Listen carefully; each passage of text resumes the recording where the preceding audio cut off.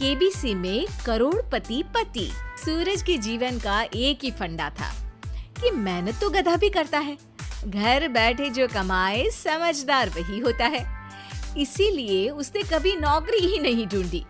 इस बात से हालांकि उसकी पत्नी शिखा बिल्कुल भी अग्री नहीं करती थी, पर फिर भी सूरज को समझाना बेकार था। टीवी में कैसे बनोगे करोड़पति का ऐड देखकर उसे लगा कि बस अब तो घर बैठे ही वो करोड़पति बन सकता है, और उसके पीछे उसने अपने सारे सोर्सेस एक्टिव कर दिए। 2 हफ्ते में उसके कलीग के साले के पड़ोसी के बेटे का सोर्स निकलता है जो कि उसे शो में पहुंचा सकता है, और सूरज उससे मिलने चला जाता है। अच्छा, तो हमें मुकेश जी बता रहे थे कि आप हमें शो में पहुंचा सकते हैं। हाँ, उसमें कोई तकलीफ नहीं है। मैं कल अगर कोशिश करूँ तो इसी महीने में आपका नंबर आ जाएगा। अरे ये तो बहुत बढ़िया हो गया। अच्छा, वो सिलेबस और क्वेश्चन पेपर का कोई जुगाड़ है क्या? उसका तो कोई जुगाड़ नहीं है। तो वो वाकई में कुछ भी पूछ सकते हैं? हाँ, वो तो बच्चन जी पर है, जो पढ़ते हैं वो पूछ लेते हैं। पहली कोशिश फेल होने पर अब सूरज के सामने एक बहुत बड़ा सवाल था कि आखिर जवाब कहाँ से लाए। तब शिखा ने एक सजेशन दिया, क्यों ना सूरज अपने चचेरे भाई सुमित से मदद मांगे, जो कि यूपीएससी की तैयारी कर रहा था। हालांकि इतनी मेहनत करना सूरज को समझ में नहीं आता था, पर कोई और रास्ता ना मिलने पर वो आखिर सुमित से बात करता है। अरे सुमित, हमारा कैसे बनोगे करोड़पति के लिए सिलेक्शन होने वाला है। तुम हमें थोड़े चिट बनाने में मदद करोगे क्या? अरे भैया, चिट बनाए तो सालों हो गए, उसमें हमारा एक्सपर्टीज नहीं है, बल्कि आप बोलो तो हम आपकी पढ़ने में जरूर मदद कर सकते हैं। हट, कैसी अनाप शराब बातें कर रहा है तू। सूरज ने सुमित को मना तो कर दिया था, पर तैयारी करने के सिवाय कोई चारा उसे दिख भी नहीं रहा था, खासकर जब 12 के पेपर लीक करने के एक्सपर्ट शुक्ला जो भी हाथ जोड़ लेते हैं। आखिर सूरज को सुमित के पास जाना ही पड़ा, और उसने सुमित और शिखा से वादा किया कि वो बहुत मेहनत करेगा। 1 महीने की तैयारी के बाद फाइनल हुआ कि शो से 1 हफ्ते पहले एक ट्रायल खेला जाएगा, जहां पर सारे रिश्तेदार ऑडियंस की जगह पर होंगे और शिखा सवाल पूछेगी। दूर दराज से भी रिश्तेदार आकर हाजिर हो गए देखने कि आखिर कैसे बनेगा सुमित करोड़पति। सब कुछ सेट था, और इतने में सूरज आकर अपना स्पीच देता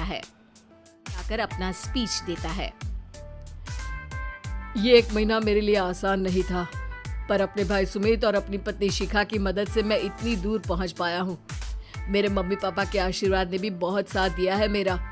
मैं उम्मीद करता हूँ कि आज के शो में आप लोगों को बहुत मजा आएगा। साक्षी पहला सवाल पूछती है और पूरे कमरे में सन्नाटा छा जाता है। इंडिया में कितने स्टेट्स हैं? 3, सॉलिड, लिक्विड और गैस।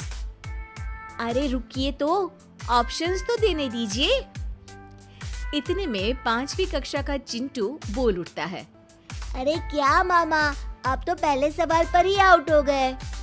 अरे बेटा, पहला सवाल तो ट्रायल होता है ना। अरे तुम अब देखना। देखने जैसी बात तो थी ही। सूरज को इतना शांत किसी ने नहीं देखा था। कभी कभी तो लगता था मानो सूरज आंख खोलकर ही सो गया हो। मामा जल्दी करो प्लीज, कल सुबह पनवेल भी तो निकलना है। अरे हट, कंसंट्रेट करने दे मुझे। 3 सवाल में 3 लाइफलाइन खत्म हो चुकी थी, और अब चौथे सवाल पर भी सूरज का मौन नहीं टूटा। पर सूरज अभी भी हार मानने को तैयार नहीं था। उधर हर कोई सूरज को छोड़ सुमित को देख रहे थे। आखिर सुमित ने ही तो पढ़ाया था सूरज को। गजब बेइज्जती है यार। अरे बेटा, तो बाप का, दादा का, भाई का, सबका नाम बुड़वाएगा। अरे 3 लाइफलाइन ले ली तो भी तेरा कुछ नहीं होना है। अरे कोई इतनी बात करता है क्या शो पर? अरे बेटा, शो पर तेरे जैसे भी तो नहीं आते ना। सूरज की ये जंग आखिर 1 घंटे बाद 5वें सवाल पर खत्म हो गई जब उसने इंडिया के नेशनल बर्ड का नाम कहा कौवा। अरे बेटा मजा तो बहुत आया, बस थोड़ा टाइम पर खत्म होता तो आनंद भी आ जाता। ताने बारिश के बूंदों की तरह बरस रहे थे और सूरज को भी समझ आ रहा था कि ये करोड़पति बनना शायद उसके बस के बाहर की बात है। पर वो आखिर ये बात मान कैसे लेता? वो सख्त लौंडा जो ठहरा, उसने सोचा कि बेइज्जती तो हो ही चुकी है, पर अगर मैं हार नहीं मानूं तो शायद कुछ हो सकता है।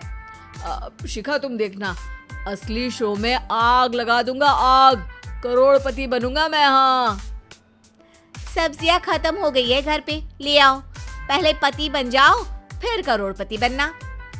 अरे गजब बेइज्जती है यार। बेटा अभी तो घर पर ही हुई है, 1 हफ्ते में तो तुम देश के सामने करवा कर आओगे। वैसे जब टीवी पर जाओ ना तो बस अपने मम्मी का ही नाम लेना, ठीक है? कोई पूछे तो बोलना कि पापा नहीं है मेरे। अरे पढ़ाई की, पेपर निकलवाए, इतने सारे लोगों को खाना खिलवाया, क्या फर्क पड़ा? इसीलिए मैं कहता हूँ कि मेहनत तो गधा भी करता है, घर बैठे जो कमाए वही सिकंदर। लेकिन मामा, गधे भी जानते हैं कि हमारा राष्ट्रीय पक्षी मोर है।